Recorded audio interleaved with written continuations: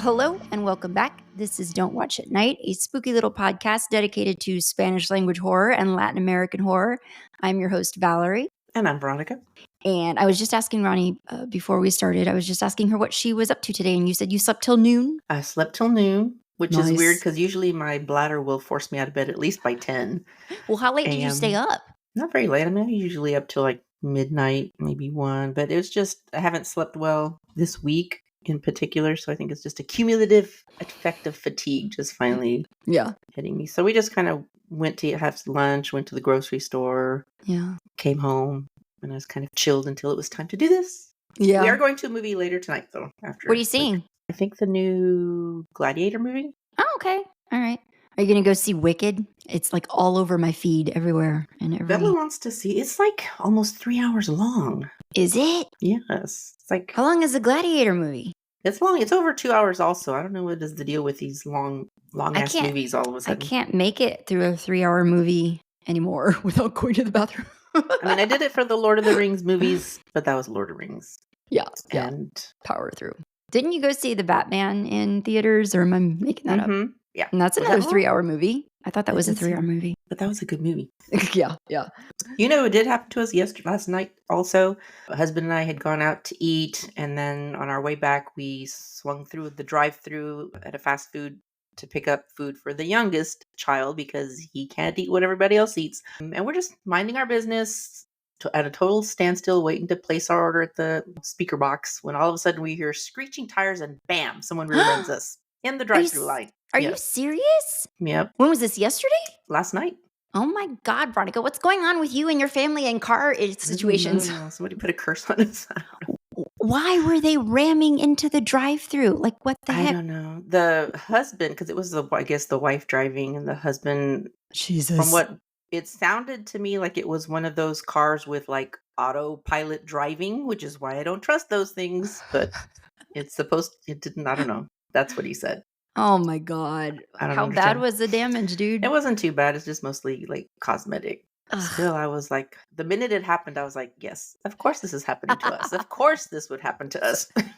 Well, this tracks. So yes, this is the way where things are going lately. Oh, well, I'm sorry to hear that. That sucks. That really, in the drive-thru of all places. That's just ridiculous. I was going to say, my next question was going to be like, what time of night was this? Were they drunk? Were they high? Like, what was going on? But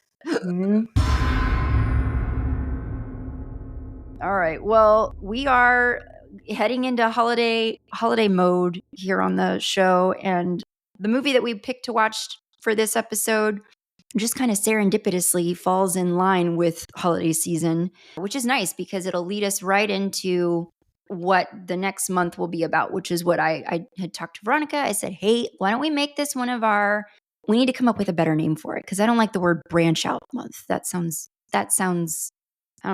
very corporate America. So we need to come up with a better name for it. But a month where we will venture out of the realm of Spanish language horror and maybe look at horror films in other boxes, because there's so much out there and there's no way we can cover it all. So we've only done this one other month this year. This past summer, we took a look at some films outside of Spanish language territory. So that's going to be kind of what I'm hoping December will be about. We'll take a look at some movies outside of Spanish language horror, maybe potentially, hopefully Christmas oriented. Is there anything else we wanted to mention up top? Anything am I forgetting any major announcements before we start? No? I don't know if you want to say anything about book club yet, or wait till the end. Yeah, we'll cover that in second segment. We do have some fun announcements coming up in second segment, so don't skip. This week, we took a look at 1995's El Día de la Bestia, or The Day of the Beast, directed by Álex de la Iglesia and starring Álex Angulo, Armando de Razza, and Santiago Segura, and other people, but those are our 3 primary people. It's currently available on Amazon Prime, so if you have not seen this movie yet, go ahead and hit pause and go give it a watch and then come back. Otherwise, just know there's going to be spoilers ahead. Let me read a little blip about the movie here. It says, determined to commit as many sins as possible to avert the birth of the beast and the end of the world, dedicated Catholic priest Father Ángel Beriatua heads to Madrid to find the infant Antichrist with the help of a psychic and heavy metal fan. So this was my first time to see this movie. I think it was also Ronnie's first time to see it as well. Mhm. So Ron, what did you think of this undeniably Christmas-oriented movie? Dia de la Bestia. Well, first of all, I had gotten, for some reason, I thought we were doing podcasts last weekend, so I watched this last week. So Aw, you and I already didn't, saw it. I saw it like a week ago, so my memory's going to be a little fuzzy You because I didn't didn't have say time. anything to me about it. I didn't know you'd already seen it. I didn't. Well, I mean, I didn't. I saw it. I only watched it for this podcast. I just watched it early because Well, I know, but I got our recording dates but mixed like up this in my whole head. week went by and you didn't mention that you'd already seen it. So I'm a little fuzzy on it, and I didn't. I was gonna plan to rewatch it, but I just didn't have time to do that. Well, and then you got hit in the drive-through. So Yes, other things happened. I mean, I thought it was okay. It wasn't. I think I was expecting more in the. I think it's kind of billed as a dark comedy, and Yeah. it did have some funny moments, mostly coming from. I don't even know their names. I don't remember their names. The heavy metal rock dude, Jose Maria. Jose That's his Maria. name. Yeah. He's Primarily him. It wasn't as funny as I thought it was as going you to be. thought it was going to be. Yeah. Yeah. Definitely weird. Definitely off the wall. I thought it was pretty fun. Not a whole lot of bells and whistles to it, but I don't think it really needed to have that, in my opinion. It kind of was aiming, I think, for that campy, dark comedy realm, as I think you said. So I think it achieved that. I agree. Jose Maria is by far one of the funnier characters in this movie. There were. And this is kind of what I was thinking as I was watching it, because I kept having to back up scenes. And I was realizing it was because there's actually a lot of physical comedy going on in this movie. I was trying to concentrate so much on the dialogue, and then my attention would get distracted by what's going on in the background in some of these scenes, usually Jose Maria. Mhm. And so I'd have to back it up and like start it again so that I could focus on the dialogue. Yeah, so a lot of funny moments in that way. One thing I did want to say up top from the Nerdist online, the nerdist.com, they say of De La Iglesia's work that his output beginning in 1993 combines his comic book art background with themes of extreme violence and blasphemy and dark comedy and folklore into something that's uniquely fascinating. He is a kind of an artist in the comic book realm, and he began drawing comics in fanzines such as No El Fanzine Maldito and Metacrilato.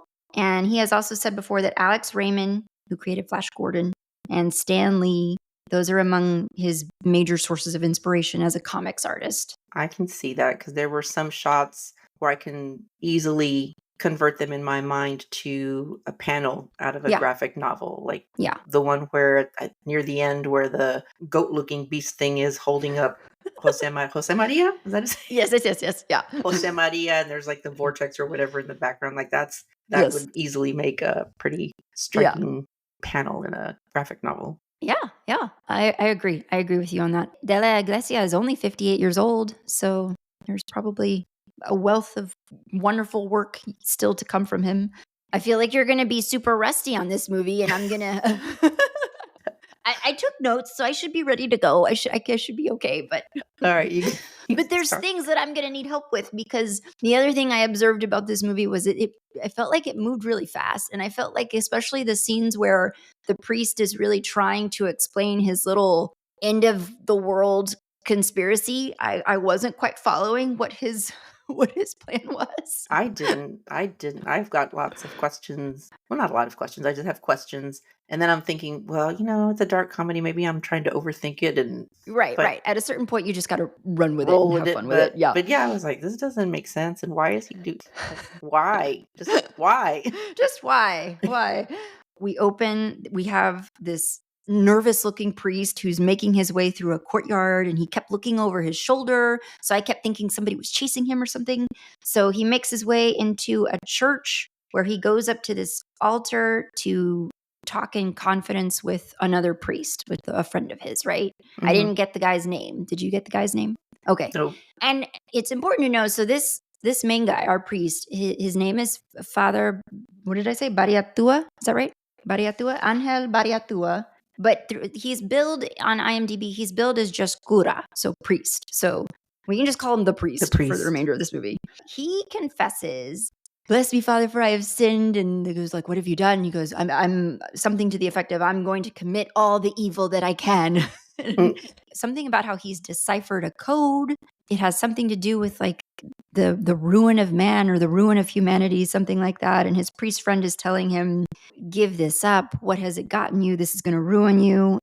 Is there anything like this is something I was kind of going to look to you right off the bat to help me with, like specifically what is he articulating to the priest in this opening sequence? He's just saying that somehow, and I think it was the book of Revelations, that there's a code, and I don't how the code works made no sense to me, but he's broken this code, and somehow he has figured out that the Antichrist is going to be born that night somewhere in Madrid. He doesn't know where, and so his plan to kind of save mankind from the Antichrist is to commit all the evil that he can so that somehow he will ingratiate himself with Satan and get close enough to the newborn Antichrist infant so that he can kill the infant and thus save mankind. So this is the incredibly well thought out plan that we're working with. It's foolproof.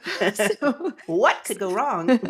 He's resolved that this is how he can save humanity. So the two priests, they're feeling confident about this. That I think the priest friend of his, whose name we don't get, says, we can stick together. We'll do this together, yada, yada, yada. They get up to exit the church, and the giant cross over the front of the church breaks and falls right down on top of his priest friend, crushing and killing him instantly. Mm-hmm. And so that's the opening of our movie, is just, which I thought was kind of funny. We go right from there to like a series. It's the opening credit scenes where we're getting the priest make it into the city of Madrid. He's walking through the city, committing all kinds of little minor sins. I don't even know if there were sins. They're just kind of mean. But well, you want to take us through what some of them were? What I can recall, he's walking along. There's like one of those people that's like playing an instrument, like homeless, basically, with their little hat to collect money from passersby. Well, he goes through and he steals that money from the street performer. There's a mime standing up like over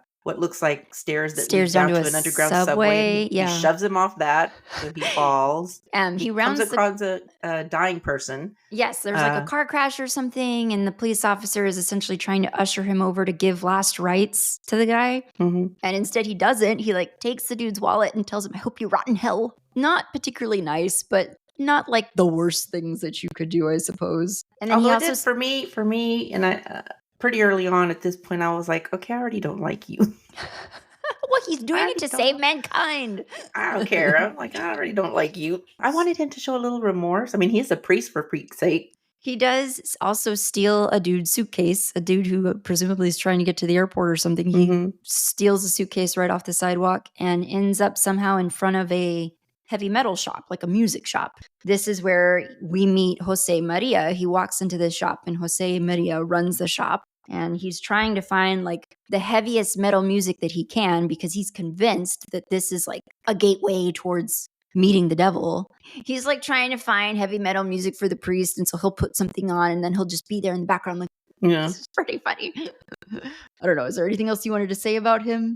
Or about Jose Maria? Yeah. Or just like anything that I'm missing in terms of what they discuss. I know like at some point Jose Maria, the priest offers him a place to stay. Is asking him to like play the records backwards, because I don't know, back in the day people thought that there were kind of subliminal messages in rock music if you played the record backwards. When was this movie come out? The 90s? 1995. Yeah. Okay. I think it came out in 1995 in Spain, and then I think it maybe hit US theaters like 3 years later or something. So I don't recall them really picking out any messages listening to it backwards, but somewhere in the conversation Jose Maria, I guess his mother owns a hostel or runs a hostel. Yes, that's right. That's right. I couldn't think of the word. I was like a house hotel, but you're right. It's a hostel. He says hostel. And so he invites the priest to come or he sends the priest there, tell him I sent you and you'll get a room there. Yeah. So the priest makes his way. Yes. And then we meet Mina, who's this young girl who I guess stays there but also works there, and she sets the priest up with a room there. We also meet Jose Maria's mother, who I thought was another like particularly funny character that delivered some good laughs for me. played by, and I'm probably going to butcher this, Terele Paves. So she's the one who plays a mother. Did a lot of, again, a lot of physical comedy coming from that performance.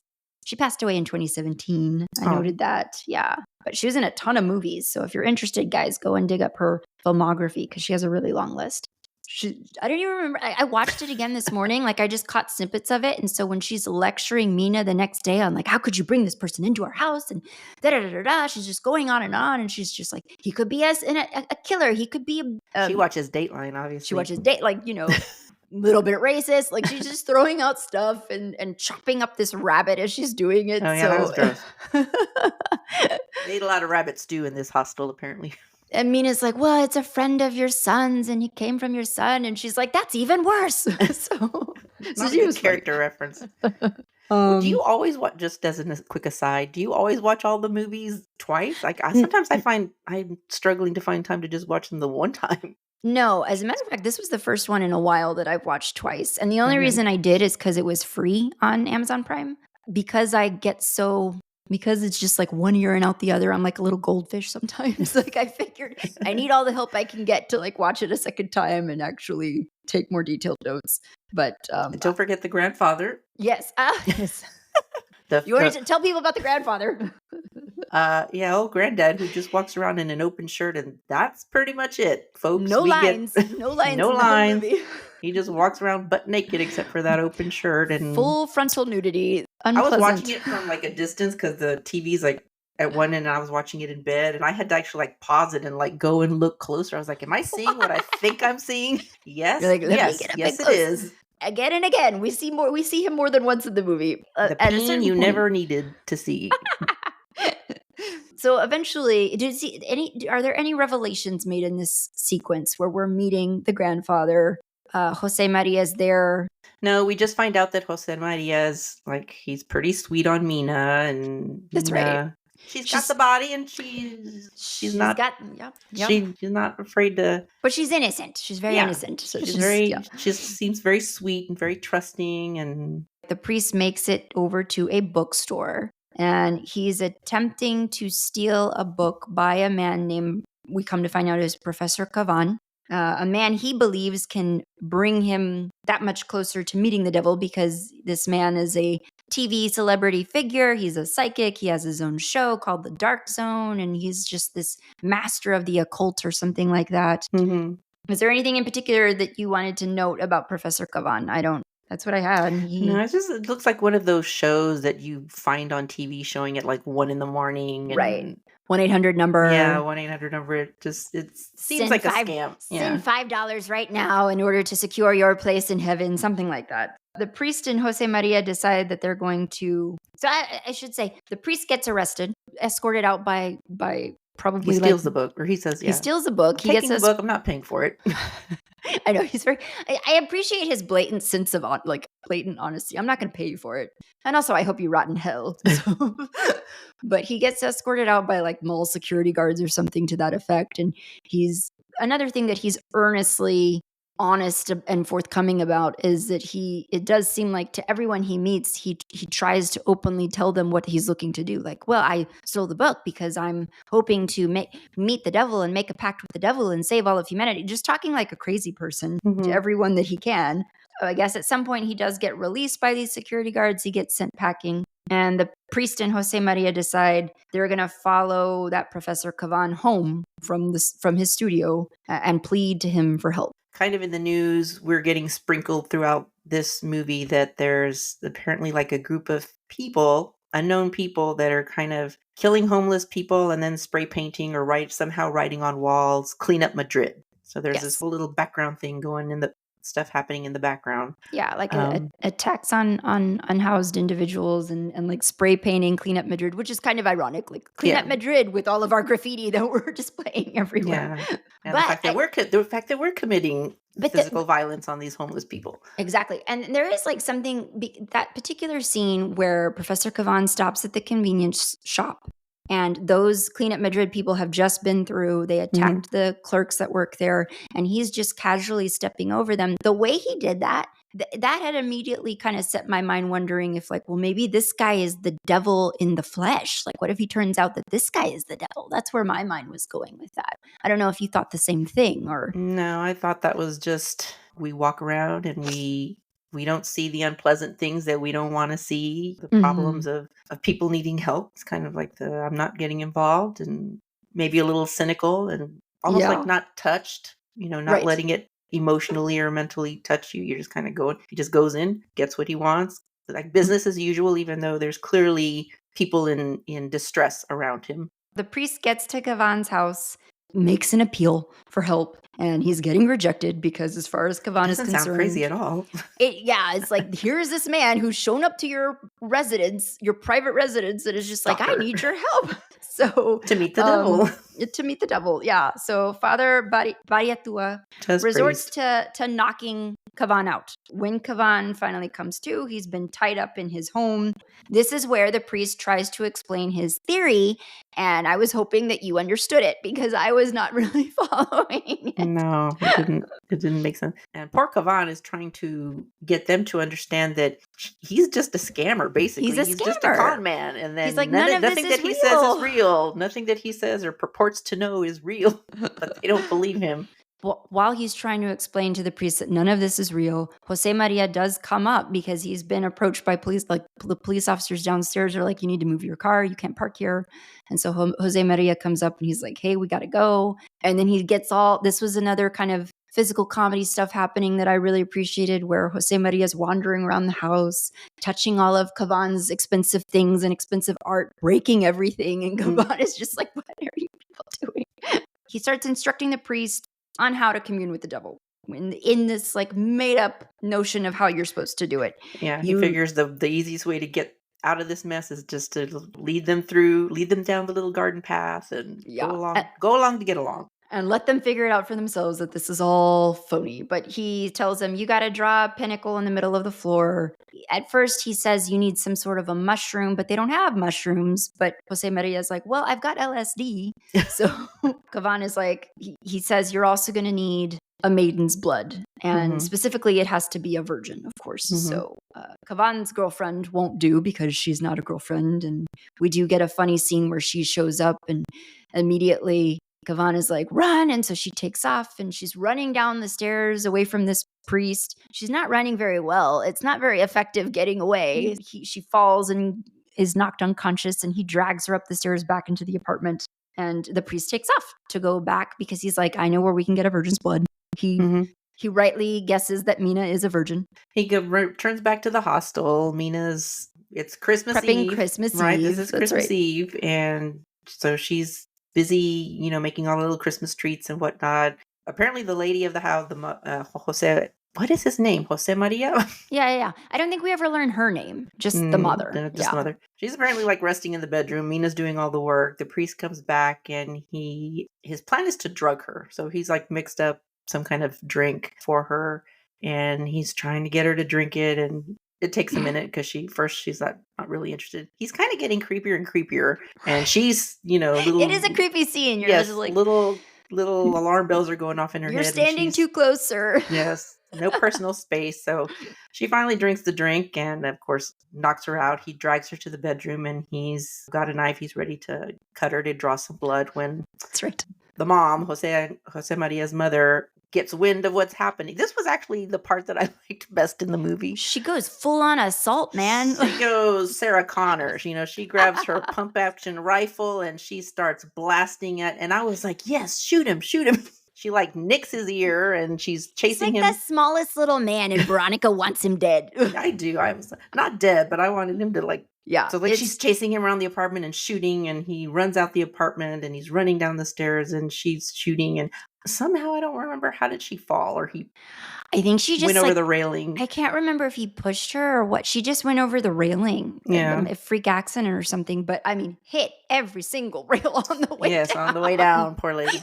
So and I was bummed because I was like, man, I wanted her to shoot him in the leg or something. I know. She fired, she clipped his ear pretty bad. But yeah, she kicked his but he shows back up to Kavan's house just looking trashed. Yeah, meanwhile, back at Kavan's house, Susanna has kind of come to. She's trying to escape again. Jose Maria is chasing her around the apartment. Once again, this woman is not effectively running at full capacity, so Like, she take off does the not heels, get away. lady.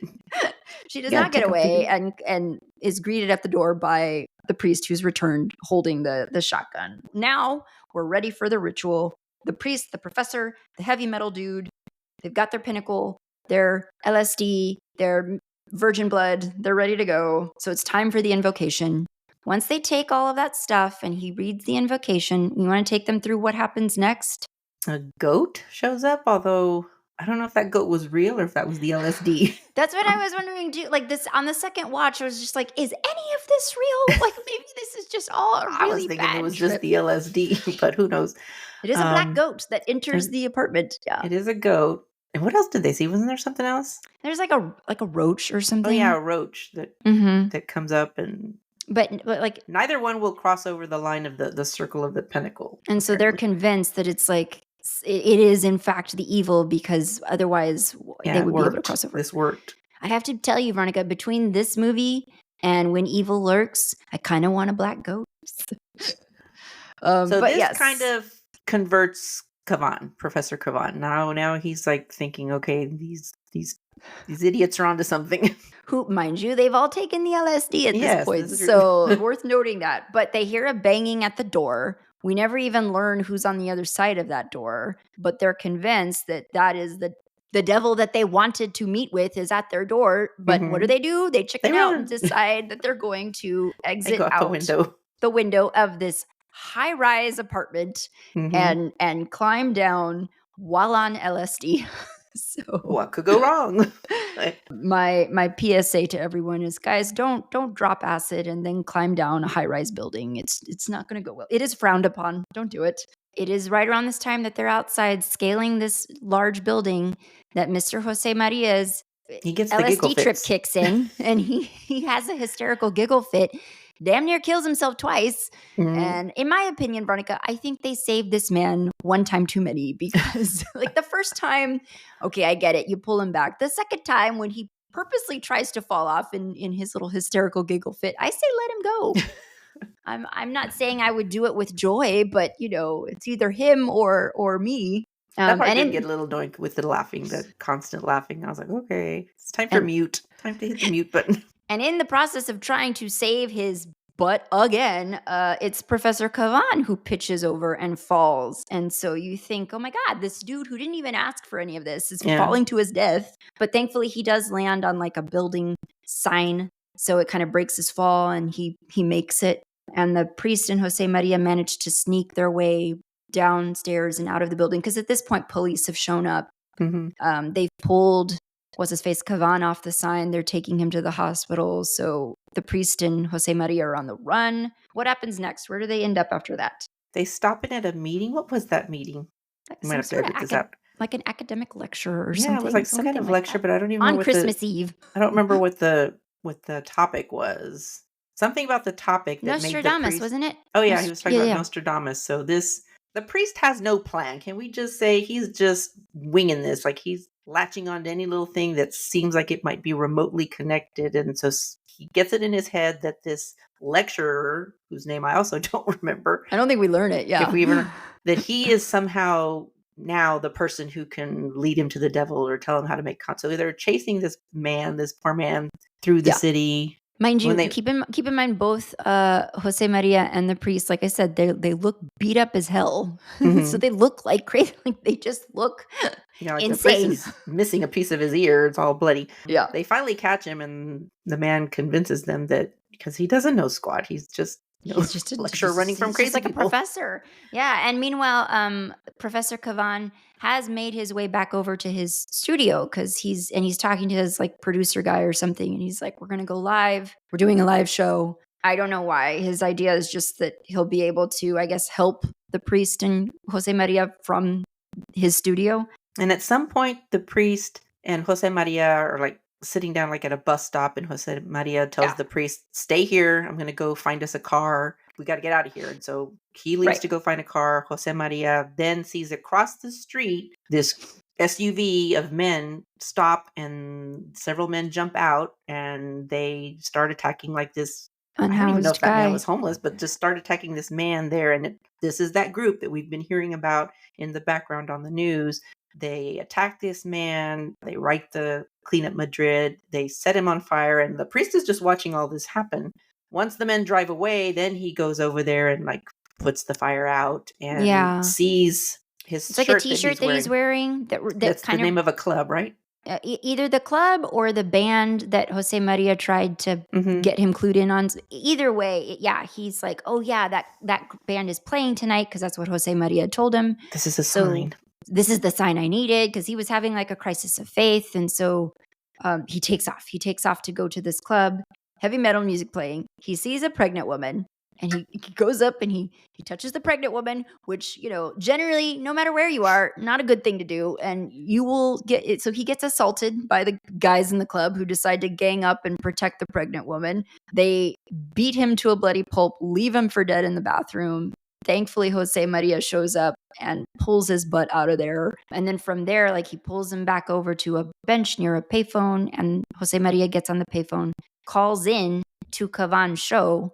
Cavan starts speaking to the priest and is trying to explain to him that he's on his side. He had looked, sorry, there's like loud people on the outside of my house, like on the other side of the window here. So if you hear them in the recording, no, they're just being loud, like loud and celebratory. But if you hear them in the recording, my apologies.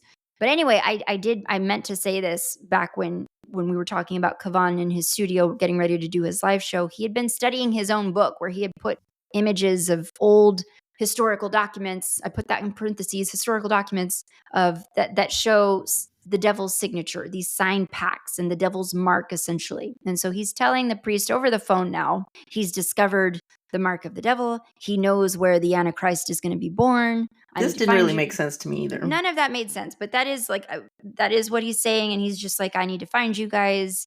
And the priest is saying, it's possible that I'm crazy. It's possible that I have the wrong idea. Cavan shows up, pulls the two of them into his car. So our trio is reunited. And Cavan is showing him all the documents that bear out the devil's marks. And so he's explaining the significance of the shape of those marks in relation to, I guess, where he perceives the devil's going to be, or the Antichrist is going to be born. Because he's like, if the shape of Christ is a cross, and somehow all churches resemble a cross, which I don't necessarily feel that to be the case, but maybe, I don't know. But that's what he says. Yeah. Then the devil's mark, which is sort of like a upside down V, the building or the structure where that would be would look like that. And so that takes us to the landmark in the movie is one that people in Spain might know. It's the Gate of Europe, also known as the Keough Towers, if I'm saying that right. So there's nothing, I read up about this structure. There's nothing particularly special about it. These are office buildings. It is the second tallest twin towers in Spain. So that's where he envisions the Antichrist is going to be born. And so, yeah, they take off for these twin towers. Where do they end up? A parking garage? No, it wasn't a parking. It looked to me like an abandoned building. Like at least the part that they entered looked abandoned. It was boarded up, but they get in there. They hear a baby. They hear an infant crying. So they follow the sound. Sound, and you never really actually see the baby. It looks like there's people sleeping underneath cardboard boxes, like disassembled cardboard boxes, and the crying is coming from underneath that. And you do see the goat. The goat is there, just because I remember seeing that and they have like a little makeshift fire going, and I was just thinking, oh well, this is kind of like the manger scene, because they do say that in the movie that wherever the Antichrist would be born, the devil would seek to sort of it would be mocking the birth of Christ. So we would be mocking that element. So that's sort of what I took it at. It's like, oh, it does kind of look like a manger scene. At what point do the Clean Up Madrid people show up? Like soon after that, like almost immediately. And I don't know why they suddenly show. This is where the movie is like stopped making a lot of sense for me. I'm like, why? Just now where it stops making sense. Well, yeah, there's lots of parts, but because the whole purpose, the priest's whole mission was to kill the Antichrist, right? Well, then they get there, there's an infant there crying, there's the black goat that you see there. So all the signs, right, that should tell the priest, okay, This is mission it. accomplished. This is it. This is your moment. Frodo, drop the ring in the fires of Mordor, and he doesn't. He hesitates. And Do you think this is where he had a moment of hesitation because he's just like, I can't hurt a baby? I was expecting that. I was expecting he was going to find this child and then not be able to do it because it is a baby. I was thinking, like, dang, is this movie actually going to show us, the murder of an infant? Which they kind of do. They kind of do. Just not by the person who was supposed to have done it. I think while he's hesitating, then shots just start coming, and it's the Clean Up Madrid people that have shown up. Yeah. And so our trio scatters and hides, and the Clean Up Madrid people come up, and they pretty much just shoot whoever is sleeping under those. They just like lay down a row of bullets. Under those cardboard boxes, including the baby. So they just shoot them all down. And as we're looking, is this where? Well, see, like I couldn't remember. I couldn't remember how they separate. Non-human shapes. Well, yeah, because like they separate at some point. Jose Maria and the priest go somewhere, and Cavan gets caught by their other Clean Up Madrid people, and this is where they like have him on the ground. They're beating him up. They're preparing to set him on fire as well. But I wasn't clear on where the priest and Jose Maria went. They upstairs. Go up. They go up because that's what people in movies. To a higher level. Yes, that's what people in movies that are running from somebody always do. Is they go up. I don't know why, because you can't get away going up. But they go up to the very, very tippy top, and I don't know who is it that sees the Clean Up Madrid people not as people but as I don't know if other, it was other creatures. I don't know if Jose Maria saw it as well, but I got the sense that it was the priest who's seeing it because it's his POV of him looking and seeing that. And I don't know if that was real or is this just an acid trip? We don't know. We still don't know if this is the LSD, but Jose Maria basically kind of, I think, from what I remember anyway, takes one for the team, sacrifices himself. He allows himself to be caught by what the priest is seeing as a big old goat, like standing upright on hind legs, and he's got Jose Maria, kind of in a chokehold, and then tosses him basically off the building structure. Yeah, so that's it for Samwise. He's gone. Yes. And the priest heads back downstairs. He does, I think, have a gun. He has one of the Clean Up Madrid people's guns. And he gets back downstairs just in time to see them light Cavan on fire. I'm blanking, but I'm presuming the priest shoots them dead because otherwise I don't know how he gets rid of them. He shoots them dead, is able to put Cavan out, but he does sort of go over to establish what had happened to the people underneath the cardboard. And he lifts up the cardboard, and we do see, this is the disturbing image. We do see a dead baby. We just see the body. We don't necessarily see a face or anything. But so we do get the sense that, okay, this is the Antichrist. He's been killed. Or it's just an innocent baby with innocent people that got shot by these wackos. Well, just, And then we do get right in that final moment, and I watched it again today because I wasn't clear if what I thought I saw is what I saw. But we do see the priest looking over this family, and we see horns, the shadow of horns, and what sound like hoofs stepping toward him. And he turns around and fires his gun at it, and it is just a human. Like we see the shadow of the goat, but by the time he turns around, what he shoots at is just a dude. It's one of the Clean Up Madrid dudes. Once again, leading us to wonder, was any of this real, or were these people just all tripped out all night long, going on a binger? So I don't, or is it binger? Bender, thank you. Bender. Yeah. Sorry, I'm not familiar with these terminologies, but yes, on a bender. That is the end of our Christmas Eve night. And then what happens is then the next scene is some time has passed. We're now in the daylight. A couple months have passed, presumably. Society did not end. The Dark Zone show has picked up a new host because, as far as they know, Professor Cavan disappeared and was never seen or heard from again. But we do see that Professor Cavan did survive his burns, and he's sitting on a park bench with the priest. They both looked kind of like they might be unhoused now. Yeah. And they're just sort of talking about We saved the Oh, world and nobody we knows. saved the world and nobody's ever going to know about it. And they're like, oh, well, isn't that the way? So come on now, let's go to wherever. And that's the end of the movie is these two guys walking off together, hand So in I'm kind hand. of sad that Jose Maria is the one that That died. that Yeah. died. Right. Mm. And He should be on that park bench with them. and I do feel bad a little bit for Professor Caban because it's like, man, he had a great cushioned life before this priest showed Yeah. up. You were living in that top of the high rise. This movie at the time that it came out was a real rarity for Spain, just in terms of like up until that point there weren't movies. Certainly there weren't movies that took stabs at religion in this way, having a priest do all of this stuff, sinning, blasphemy, all of that stuff. Also just that it takes place there in Madrid kind of made it an unusual film for the time. I try to gauge the movies that we watch based on like rewatchability, and so I rewatched it this morning. It is an easy movie to put on and watch, and there are things that sort of jumped out at me the second time around as being funnier than the first time when I was actively trying to pay attention to plot, and this time I was more or less just enjoying it. So it's a good, fun, silly film. I do have one thing I want to read, but while I'm looking at that, are there other things you wanted to say about it? Why did he think the Antichrist was going to be born of all the places in the world, Madrid? And Yeah. was any of this that they saw, was it the devil? Was it the Antichrist? Was it just the results of taking the LSD?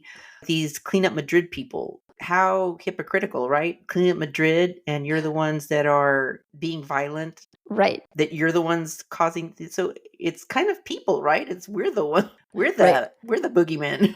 And it was like, I really wish I really wish that you had watched this just last night because your brain would be so much fresher. Because I watched it again and I'm still confused. The guy who becomes the new Dark Zone host, I was watching it again, trying to figure out if that face is one of the Clean Up Madrid people. Because I never got a good look at any of those guys. I know one of them looked very kind of Miami Vice-ish. He was just very dressed, very preppy. And the rest of them just looked, nondescript. There was nothing really special about them. So I don't know. I was just like, who is this? I'm wondering if that guy who replaces him as host is one of the Clean Up Madrid people. And what if the Clean Up Madrid people are the true, like, what if he truly is the Antichrist or, the devil himself? I don't know. I was just trying to reach on and really make sense of the priest plot. And I really wanted to believe that maybe he was onto something, but maybe not. Maybe he just went crazy.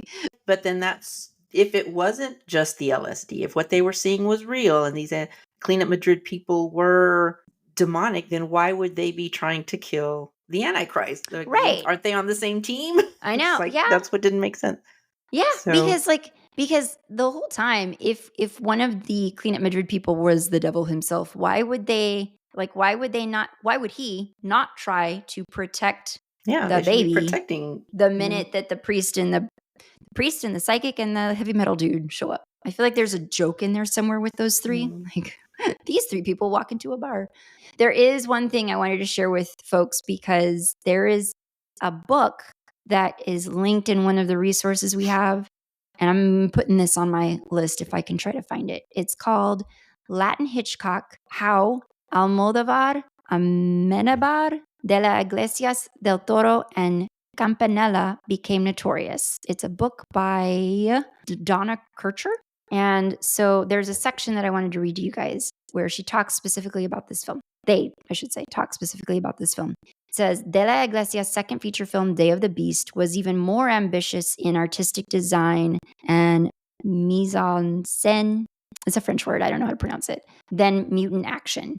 He called upon his knowledge, talking about De la Iglesia, he called upon his knowledge of Hitchcock to reach a wider audience.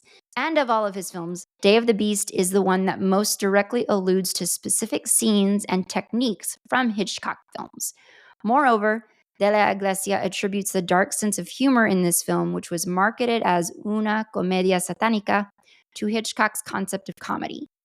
Which is interesting because, you know what it made me think of? The scene where the mother is trying to kill the priest. And at one point, I think she has him over a window, like she's going to drop him or something. And so you see him kind of, hanging out this window, bloodied and everything. It kind of reminded me of Rear Window. It kind of reminded me of Jimmy Stewart in rear window. Mhm. So I can kind of see that reference there. The paragraph goes on to say, close analysis of Day of the Beast and the criticism that it provoked shows the pivotal role Hitchcock played in transforming De La Iglesia's career from that of a marginal cult director to a mainstream commercial one. We'll link that for you guys. The paperback is available. You can find that book on Amazon, Barnes & Noble, all of those places. De La Iglesia does have a couple of books out. So for anybody interested, there's Ron, tell me if I'm saying this wrong. Payasos en la lavadora? Payasos en la lavadora. Clowns in the washing machine. Mm-hmm. And then there's another book called Recuérdame que te odi. Remind Me to Hate You. I think he obviously has other movies. I haven't watched any of his other films. I would, though. I'd be interested in seeing some of his other work. Did you find anything not scary, obviously? No. How was the horror factor for you? If even that, not that terrible at all, really. No. We don't. I mean, we see people getting lit on fire. That's not great. We see the priest get. But it's not gory. Like, really, the part that grossed me out the most was when she's chopping up the rabbit for the rabbit's stew. I couldn't figure out what I was looking at. I was like, is she killing the rabbit? And then because we just see this shot of the rabbit's head just like face on, and then she lays it down and you see, oh, okay, it's already dead. And then she like chops it up some more and it's like, I don't need to see all that. That was the grossest part for me. But it's her not shooting scary. off his ear was a part for me that I was just like, I don't need to see that. Not scary though. There is, like I said, there is some good physical comedy bits to see in it, and so it's definitely worth a watch. If it's free on Amazon Prime for you guys, as it is for us, give it a watch. Give it a watch. Ring in the holiday season with this one. And this movie is also on a number of holiday movie lists that we've also linked for you guys.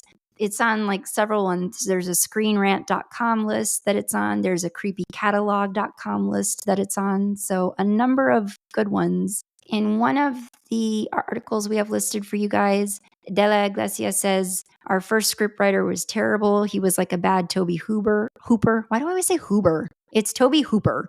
We had to change it because I can't think in a serious way. So maybe this was a script, the first version of the script, they were trying to be more serious with it and play it straight. And he says, I can't think in a serious way. Audiences usually don't believe in anything. So when they go, I don't know, that's kind of harsh. So when they go to serious horror movies, they say, I'm going to see a monster and laugh at it. And if you shoot something like this in a comedic way, you can show the monster and do whatever you want without fear of making something that, looks stupid. So I guess from the get-go, he wanted to play it for laughs. And it was just about finding a script that would do that. We've linked all of that stuff for you. Is there anything else that you are taking in right now? I started watching last night You're Speaking with the Zodiac Killer or something on Netflix with hold on, I'm looking it up. That's what it's called?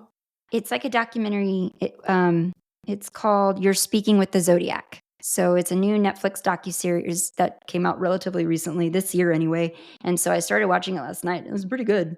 I mean, the Zodiac Killer has been covered ad nauseum, but this is kind of interesting in that it kind of has brought people, the guy who's long Arthur Lee Allen, who's long been kind of labeled as the guy who was the Zodiac Killer, kind of brings together his people from his family, people that maybe knew him.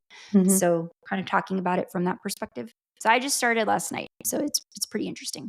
But are you taking in anything else right now? Book-wise, I'm still just kind of still in my historical mystery reading phase. I kind of go through phases. So that's what I've been reading and watching. I haven't really been watching just like a lot of YouTube videos. I did check out the new, it's not really a reboot of Matlock with Kathy Bates. Yeah. Which doesn't really have anything to do with the old Andy Griffin show, other than she references that's she has the same name as the TV show. So but it has a little bit of a twist. It's like a procedural. It's like a lawyer. It's a law firm. She's a lawyer. Oh, okay. But there's a bit of a twist to it. So it's not really a reboot because she's not playing any relation to the character in the old TV show. Character. Okay, cool. In fact, in this universe that the show is set in, that was a show, so they know it's a show. And does that make sense? I get, yeah. That makes sense what I just said. It's a TV show in this show as well. And Yes. so she just makes a joke that, yes, that's the same name as the lawyer in the old TV show. That's Yeah, I'm just good. kind of keeping it light. I'm just kind of not Yeah. in the mood to take in anything super heavy. Or I know our mother keeps sending us, oh, you need to watch this movie, and it's super sad. No, thank you. Yeah, she did message And us about, and I had seen stuff about this movie. I don't know if it's a movie or if it's a series on Netflix. I had seen that it was coming out. I didn't I'm not realize it watching was. it, Mom. Oh, I don't think the one she messaged us, the most recent one. I don't think that one's sad. I mean, Hmm. I think it's mystery thriller is what it is. Where is the thing? Yes, here it is. Wait, no, Pedro Paramo, which has, I know it's got the guy that was Namor in Wakanda Forever. It's got that guy in it, but I don't know who else is in it. Pedro Paramo, A 2024 good film. spooky movie on Netflix. Oh, maybe we should have read that one.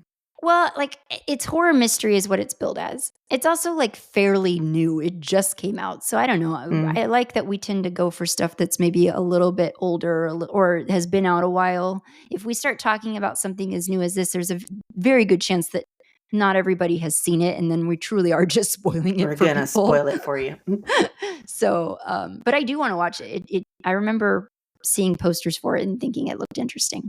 Well, so in addition to book club episode coming up in January, we're reading Extended Stay by Juan Martinez. So if you have that book or if you're planning to read that book, start reading it now because we've got a discussion episode coming up in January. We are making December our step outside of Spanish language horror month. We are going to try and do a couple of Christmas movies. Ron, I really want to watch Krampus because I've never seen it. Have you ever seen it? Mm-mm. Okay, well, I want to say it's on HBO. I will verify. It came out in 2015. Is that American movie? I think so. I think it's an Krampus? American movie. Yeah, USA. Came out in 2015. It is a horror comedy. This one might be more genuinely your idea of a horror comedy. I don't know. It's got some funny people in it. I don't know if you want to do that one or not, because yeah, it is an American movie. I'm game for whatever. I'm gonna watch Krampus at some point, whether it's for the show or on my own. But that brings me to my other thing that I wanted to announce. So Veronica and I have talked about doing this for quite a while. We've been kind of sleeping on it.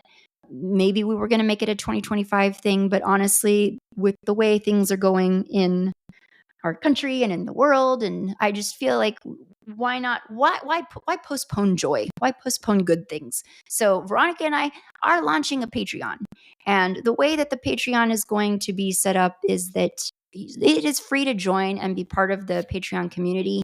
If you want those extra perks, we are just having one tier. It's a $3 tier. And with that tier comes video episode, like at least one video episode a month, one maybe happy hour live stream a month. It's just us. It's a chance. Certainly me for sure. I'm not holding Veronica to this. She does not have to show up for every single happy hour live stream. But it's one creepy happy hour a month where we would sort of get together and also use that as an opportunity to explore spooky topics that we don't always have time to touch on with the format of our show. So it's a chance to sort of talk about extra things that we don't always have a chance to launch into. This is also where community discussion would happen. The platform's kind of built in that way. So this is if you're wanting to be part of a more active book club discussion with us, then please consider joining the Patreon community. We will also be posting our recipe cards there for cocktails, book club cocktails ahead of time. So you'll get that stuff ahead of when we post it on all social media. We're also enabling community members there to be able to pitch us movie ideas and book ideas. So you'll get to have more of a say in those kinds of things. And then semi-periodically, we also want to do things where we might have watch parties where we watch a movie together and talk about it in real time. Yeah. And then someday, if I can figure out the technology, I would love for us to do like a virtual live show. So, those things we're going to be making available to the public at large, but Patreon people would have first access to that. So please consider joining. We'll link all that information for you guys in the show notes of this episode. yeah, we would love to have you be part of our Patreon so that you can help us grow it together, because we're going to be stumbling through it and figuring it out in those early months, and you can be in on the ground level with us as we stumble through it. But all right. We will, guys, this is going to be the last episode before Gratitude Day. So if you celebrate, have a great one. Try to spend the day thinking of all of the good things in your life. And if you can think of nothing, you have us in your life. Yes. And we love you. And we hope you have a great week. But it's not nothing. So, all right. Well, thank you everyone for listening. And we will see you next time. Bye. Don't Watch at Night is a Nest production hosted by me, Veronica, and Valerie. Editing by Valerie. Music by Omar Chakor. Production support for this episode provided by Lorenzo Villarreal and Alex Street. Listen to new episodes of Don't Watch at Night every other Monday, and don't forget to give us a rate and review. It's the best way to help us grow.